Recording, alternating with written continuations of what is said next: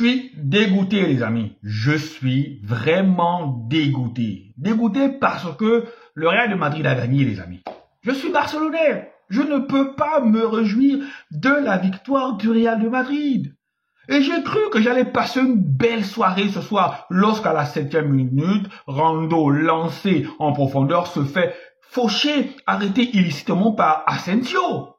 Carton rouge, je me dis, réduit à 10 contre 11. Au pire des cas, le Real Madrid sortira de ce match-là avec un match nul, les amis. Mais il fallait pas. C'était mal connaître le Real Madrid. C'est comme si, après l'exclusion d'Asensio, ils ont été piqués par quelque chose. C'est comme si après l'expulsion d'Asensio, ils se sont subitement rendus compte qu'ils étaient dos au mur et ils étaient proches de l'élimination. Et c'est lorsque ce Real de Madrid-là est au bord du précipice que, eh bien, les instincts du tueur se réveillent. Après l'expulsion d'Asensio, on a vu une équipe métamorphosée.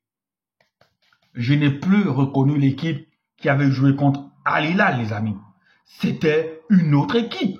C'était l'équipe qui avait gagné la Ligue des Champions 2 ans plus tôt. La mentalité était là. Les courses étaient fluides.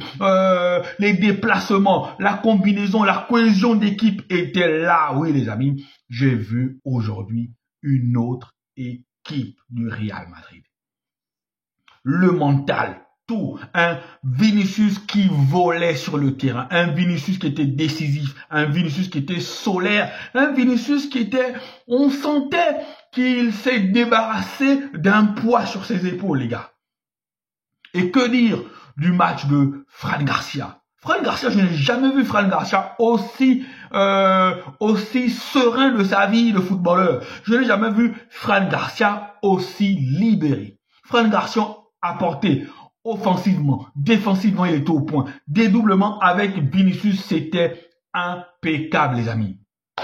Il y a un proverbe chez nous qui dit qu'on ne peut pas confier le travail des adultes à des enfants.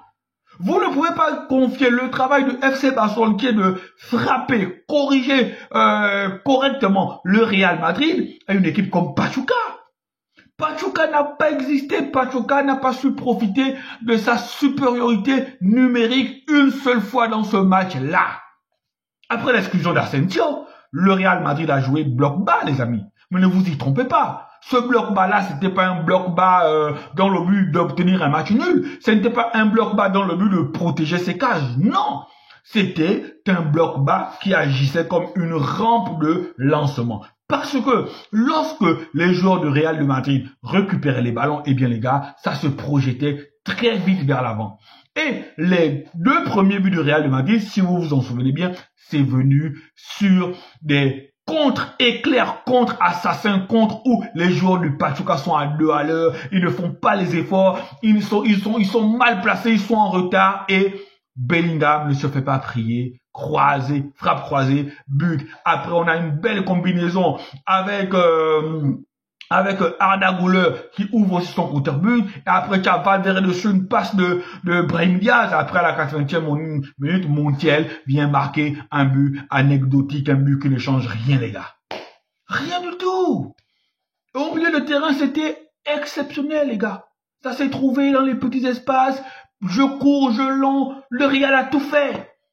Le Real a tout fait. Et quand tu regardes Oysen, les amis, oui, Oysen, mais c'est un défenseur impeccable. C'est un défenseur qui a un calme olympien. C'est un défenseur qui a une relance impeccable. C'est un défenseur qui a une lecture de jeu extraordinaire, les amis. Oui, ça va devenir un très grand. Oui, ça aura le même aura que Sergio Ramos au Real. Mais après, ce n'était que Pachuca. Je demande à voir face à mon FC Barcelone. Je demande à voir face à des véritables attaquants. Parce que là, à Pachuca, c'était rien du tout en face. C'était de la gnognotte, c'était des pipis des chats. Pour le Real Madrid, c'était un match d'entraînement pratiquement. Quand tu vois Vinicius faire tous ces gris-gris-là, c'est que lui, dans sa tête, il n'a pas pris le match au sérieux. À aucun moment, face à Barcelone, il n'aurait fait ça. À aucun moment. Mais s'il fait ça face à Pachuca, c'est que dans sa tête, c'est un match d'entraînement. Les amis, Le Real, c'est pas le genre d'équipe que à 10 contre 11, ils perdent facilement. Pour que le Real perde à 10 contre 11, il faut que l'équipe en face soit aussi une équipe d'égale puissance. Mais contre Pachuca, les gars, Pachuca, ça montre vraiment le niveau d'implication. Les gars, vous avez perdu contre Salzbourg et vous avez la chance que le Real soit réduit à la 7e minute à 10 contre 11 et vous n'en profitez pas. Bon, en face aussi, il y avait un excellent Thibaut Courtois. Thibaut Courtois, comme toujours, c'est le gardien impeccable, le gardien excellent, gardien de classe mondiale. Il n'a pas trop travaillé, mais les 2-3 arrêts ou les 2-3 situations chaudes qu'il aura à négocier, il va les négocier très bien, les amis. Oui. Qu'est-ce que vous voulez? Prestation aboutie.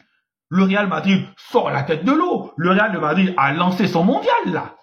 Le Real Madrid est qualifié pour les huitièmes de finale. Pour moi, le match contre Salzbourg, ça va être trop un match nul. Et puis voilà, on passe à 5 points. On attend le premier qui sera sûrement peut-être un club brésilien. C'est largement possible.